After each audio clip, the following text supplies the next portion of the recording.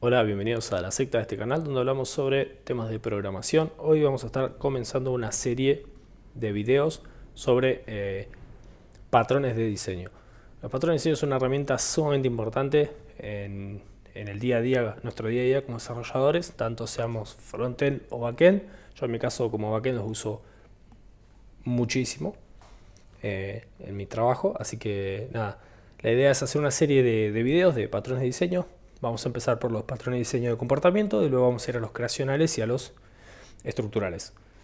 Va a ser un video por cada patrón y este, como es el primer video, va a ser sobre el patrón cadena de responsabilidad, un patrón bastante sencillo. ¿Qué es lo que vamos a ver en esta mini presentación? Es un poco, bueno, introducción a patrones de diseño de comportamiento. Y, bueno, primero la definición de qué es un patrón de diseño y qué son los patrones de diseño de comportamiento. Introducción al patrón de cadena de responsabilidad. Esto es un poco para entender la idea atrás del patrón. Después, aplicabilidad, es decir, cuándo deberíamos aplicarlo o en qué, bajo qué conceptos, digamos, en qué situaciones. Ahí está. Vamos a ver el diagrama. Vamos a ver implementación y consideraciones, es decir, cómo yo debería implementarlo, qué es lo que cuáles son los pasos a seguir, la recetita para implementarlo en cualquier lenguaje. Vamos a ver pros y contras. Y bueno, por último, sí, vamos a ver unos ejemplos de esto en el SDK de Java, en particular de Java. Y vamos a ver un ejemplo en código también en Java. Pero el resto de la presentación es aplicable a cualquier lenguaje.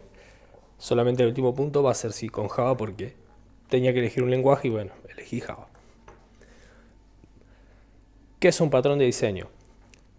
Bien, básicamente los patrones de diseño nacen de la idea de que hay problemas que se repiten constantemente en una enorme diversidad de sistemas y que son problemas muy comunes, muy frecuentes. Entonces, si siempre tenemos el mismo problema, hagamos una receta, hagamos una solución, busquemos la solución más óptima, teniendo en cuenta todos los aspectos, que sea escalable, que sea todo, y busquemos la mejor solución. Esa solución, ya que es un problema que es recurrente, que lo tenemos a cada rato, encontrar esa solución nos va a facilitar muchísimos desarrollos de acá para adelante. Entonces, así es que nace un patrón de diseño, así es que nace la idea de un patrón de diseño, es decir, tenemos un problema común, bueno, tengamos una solución común. Entonces, ahí un poco la definición dice que es una solución reutilizable a un problema que ocurre en un contexto determinado. Y básicamente es eso. El desafío siempre es, cuando estoy ante el diseño de una solución o de un desarrollo,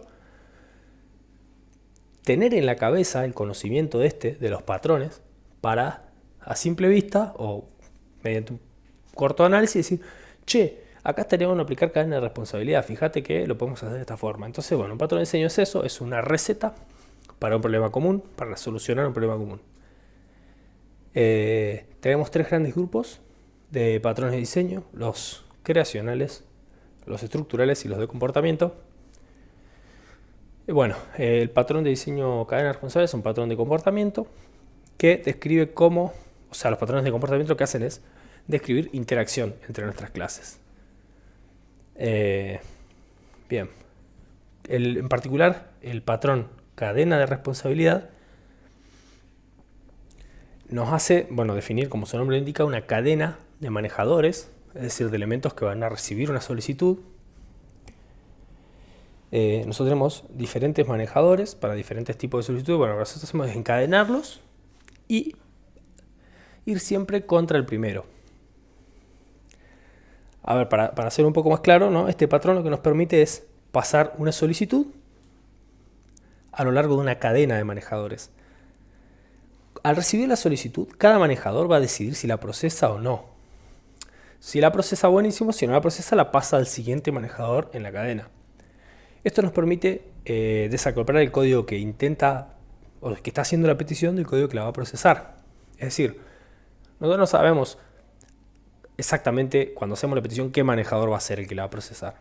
Nosotros se lo damos a la cadena y la cadena se encarga de, si Cada elemento de la cadena se encarga de si puede procesarla y si no pasarla al siguiente. Esto, bueno, como dije, nos permite desacoplar el código que envía la petición de que la procesa. ¿Y por qué digo esto? Bueno, porque típicamente cuando nosotros tenemos un método que necesita pedirle algo a otro método, lo hace a un método exacto, a un objeto exacto. En este caso no, lo hace a una cadena. Y la cadena definirá cuáles de esos elementos de la cadena va a ser el método exacto, el elemento exacto que va a procesar esa solicitud.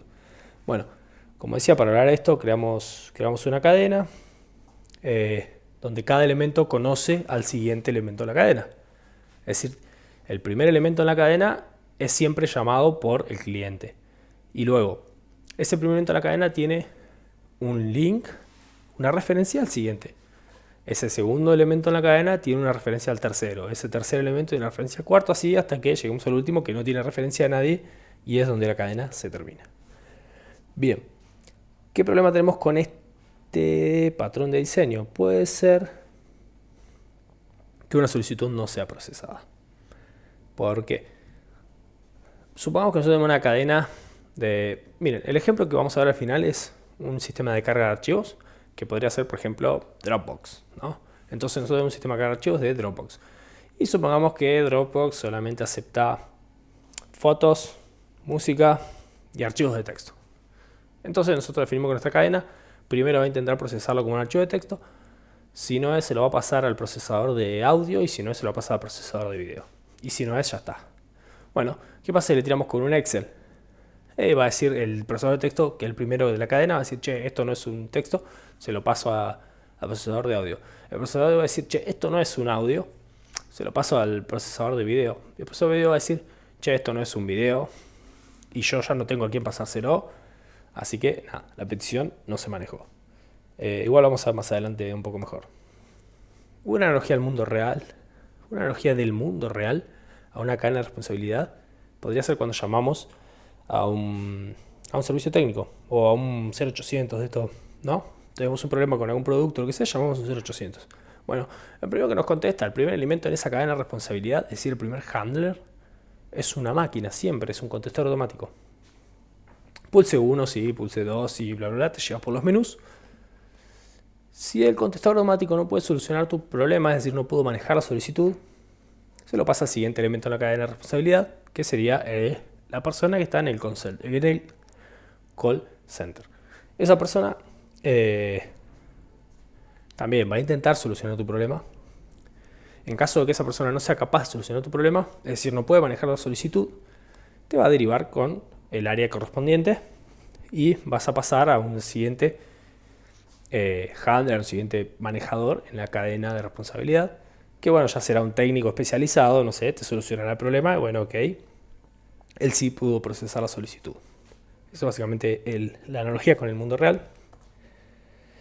Y bueno, para hablar un poco de aplicabilidad, de cuándo es útil este patrón, cuándo es útil aplicarlo. Bueno, si nosotros tenemos un programa que debe procesar distintos tipos de solicitudes de varias maneras, pero los tipos exactos de las solicitudes y sus secuencias no se conocen de antemano, este patrón nos va a permitir encadenar varios manejadores y al recibir una solicitud ir preguntándole a cada manejador en orden si puede procesarlo.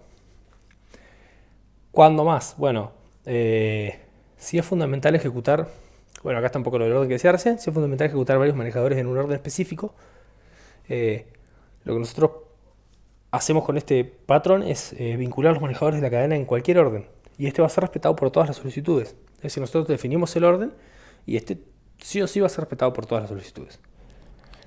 Y cuando sea necesario cambiar en tiempo de ejecución el grupo de manejadores y su orden, podemos insertar, eliminar o cambiar de orden los manejadores dinámicamente en tiempo de ejecución. ¿Y cómo podemos hacer esto? A través de setters, y esto es súper poderoso. Nosotros podemos quitar un elemento de la cadena de responsabilidad porque tuvimos un problema, o podemos agregar uno porque necesitamos, no sé, por ejemplo, en un proceso de login necesitamos agregar una validación, o bueno, hay muchos casos en los que esto se puede aplicar, pero es súper útil poder hacerlo mediante setters en tiempo de ejecución y de forma dinámica. Bueno, ahí tenemos un poco el diagrama. Como les decía, tenemos el cliente, el cual llama o sea, utiliza esa interfaz handler. La interfaz handler tiene diferentes implementaciones que son cada uno de los concrete handlers, es decir, en el ejemplo de Dropbox, handler sería la interfaz a partir de la cual nosotros haríamos implementaciones, y las implementaciones serían el procesador de texto, el procesador de audio, el procesador de video y así. Cada handler, como decíamos, tiene un método para validar si puede manejar la solicitud, y en caso de no poder, tiene una referencia al siguiente handler al que le va a dar la solicitud. Un poco así, como para ponerlo en palabras, el cliente es el encargado de pasar la solicitud al primer objeto de la cadena. El handler define la interfaz para manejar las solicitudes y opcionalmente implementa el link al sucesor. Las implementaciones de la interfaz, es decir, los concrete handlers, manejan si pueden la solicitud, y si no pueden la pasan al sucesor, es decir, al siguiente elemento de la cadena.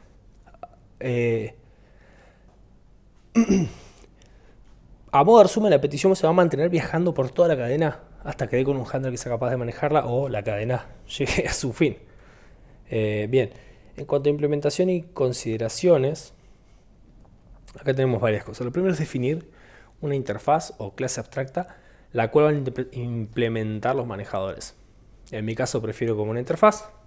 Cada una de las opciones tiene su pros y su contra, porque si nosotros hacemos como una interfaz, podemos usar como handlers clases que ya están heredando otras clases. En cambio, si lo hacemos como una clase, no podemos utilizar esas clases. Pero, al hacerlo como interfaz, tenemos más boilerplate en las clases que podríamos tener en esa clase de la cual heredamos, si en lugar de implementarlo como una interfaz, lo haríamos como una clase. Así que bueno, un poco podemos hacerlo de cualquiera de las dos maneras. Lo importante es definir, en mi caso la interfaz, yo lo hice así y es la forma que prefiero, pero definir una interfaz la cual va a ser implementada por todos los manejadores. Después, lo que hacemos es, ok, implementamos la interfaz creando los handlers, cada uno de los handlers específicos. Con esos handlers creamos nuestra cadena de objetos, es decir, los ordenamos. A cada handler en concreto le marcamos quién va a ser el siguiente elemento en la lista.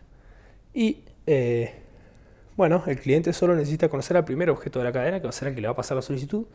Luego, este va a conocer al segundo al tercero y nada, lo que ya dije varias veces. Algunas consideraciones de esto es, como les dije, para mí es preferible implementar el handler como una interfaz y no como una clase abstracta, por tema de herencia. Después, los handlers pueden permitir a la solicitud propagarse, incluso aunque la manejen. Esto es otra forma, ¿no? Y esto es que incluso cuando un handler realice determinadas acciones sobre una solicitud, existen casos en los que nosotros quisiéramos que la solicitud continúe propagándose. Un ejemplo son las cadenas de servlet filter, que permiten a la solicitud ir al siguiente filtro, aunque hayan realizado acciones sobre ella. Bueno, la cadena de objetos la podemos definir usando un XML o un JSON, y de esta manera se podrían agregar o remover handlers de la cadena sin modificar código. Y bueno, algunas veces podríamos considerar usar conexiones existentes o cadenas. Por ejemplo, si estamos usando el patrón composite, que ya luego lo vamos a ver, ya tenemos una cadena en la cual puede ser utilizada para implementar este comportamiento. El patrón composite es interesante en las UIs, porque nosotros tenemos un botón y tenemos un evento en ese botón, y resulta que, claro, tenemos acá la responsabilidad en la que podríamos, como ese botón no es capaz de procesar ese evento, porque es un botoncito y no tiene, en realidad el evento está definido en la clase padre,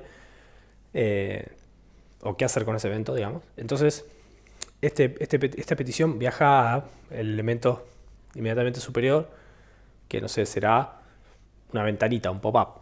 Pero este pop-up tampoco es capaz de manejar este evento o de saber qué hacer con este evento. Entonces, esa solicitud sigue moviéndose hasta llegar a alguna clase padre, alguna ventana, lo que sea, que sí tenga la lógica esa para procesar esta solicitud de este evento. Bueno, como pros y contras,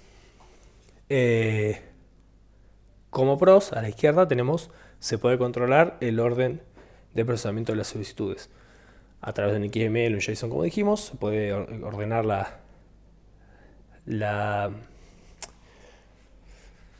el orden de los handlers, se pueden ordenar los handlers. Y también se puede hacer mediante setters en tiempo de ejecución, en caliente, digamos, ¿no? Y eso es súper importante, o sea, está súper bueno. Después, un poco los principios SOLID. Cumple los principios SOLID. Esta implementación cumple más que nada con el principio de responsabilidad única, Single Responsibility Principle, que básicamente ¿por qué los cumple? Es porque podemos desacoplar las clases que invocan a las operaciones de las que las procesan. Y bueno, también el principio de Open Close o abierto cerrado, que es que podemos introducir nuevos manejadores en la aplicación sin descomponer el código que ya existe.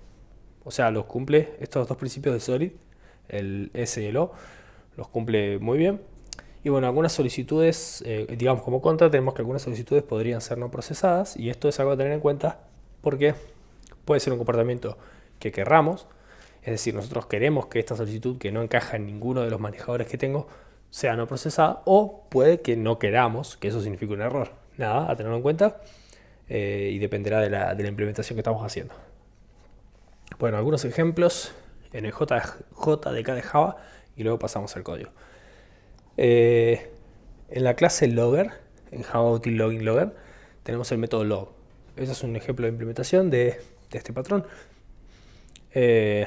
Otro sería doFilter en Javax Servlet Filter. Bien, vamos a pasar al código del repo. Esto, déjenme que comento acá. Vamos a hacer así. Bien. El código de este repo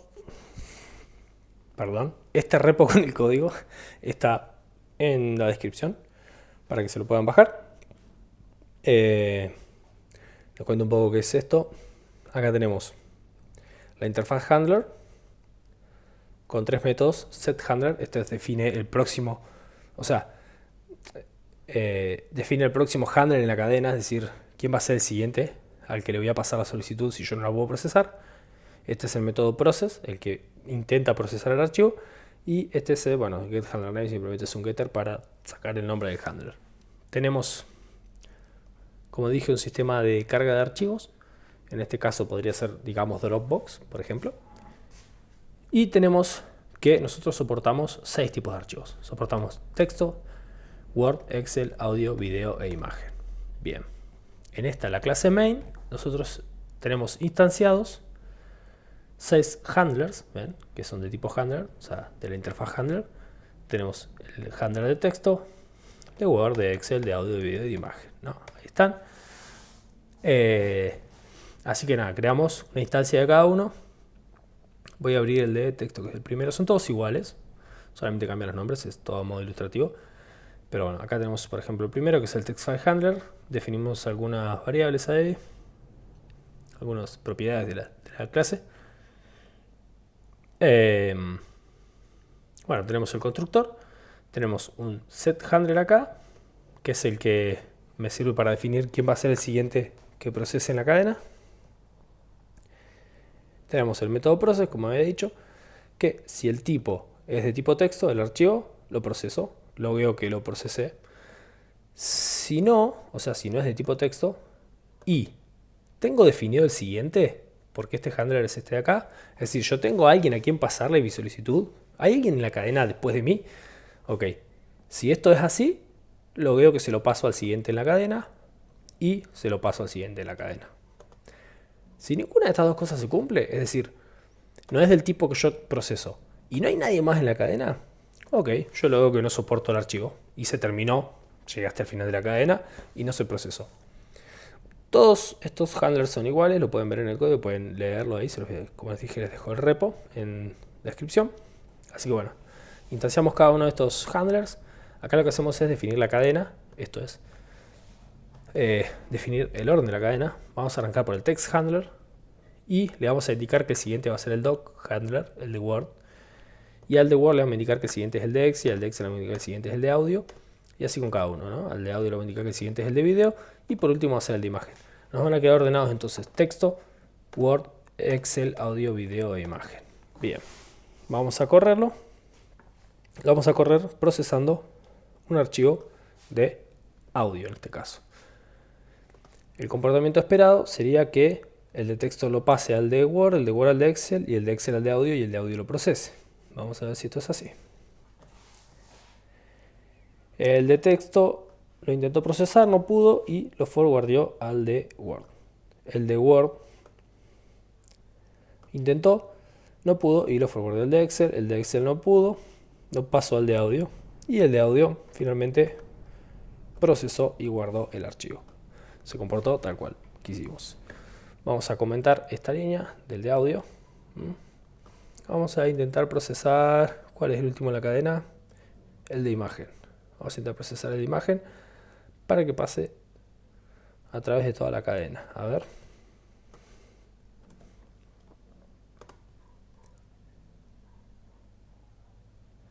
Bien, ahí lo vemos. Intentó el de texto, no pudo. Intentó el de Word, no pudo. Intentó el de Excel, no pudo. Intentó el de audio, no pudo. Intentó el de video, no pudo. Se lo pasó al de imagen. Finalmente intentó el de imagen y procesó y guardó la imagen. Bien, hasta acá todo según lo comentamos. Ahora vamos a ver un caso más. Ahí está. Se me comentó esta línea que no, nada que ver. Ahí está. Vamos a hacer el caso en el que nos cargan un archivo .bat, es decir, un archivo no soportado, es decir, ningún handler en nuestra cadena puede procesar .bat. Y vamos a correrlo. El comportamiento esperado sería que pase por toda la cadena y finalmente no se pueda procesar. Y si vemos, es lo que pasó. Tenemos el text no pudo, el Word no pudo, el Excel no pudo, el audio no pudo, el video no pudo y finalmente el de imagen tampoco pudo. Y tenemos el warning de archivo no soportado. Bien, eso es un poco todo lo que tenía para contarles acerca de este patrón de diseño, de comportamiento, que es el cadena de responsabilidad. Si quieren ver algo más acerca de este patrón, tienen acá el link a este repo donde está toda la teoría de lo que expliqué, un poco más, o sea, bastante corto, pero un poco más explicado que la PPT. Y les dejo igual las fuentes de lo que saqué para hacer este video, por si quieren ir a libros y a documentación más extendida, o a, digamos, webs y libros, cosas donde está mucho más explicado, mucho más largo. También se los voy a dejar en descripción. Así que bueno, eso fue todo. Nos vemos en el próximo y hasta luego.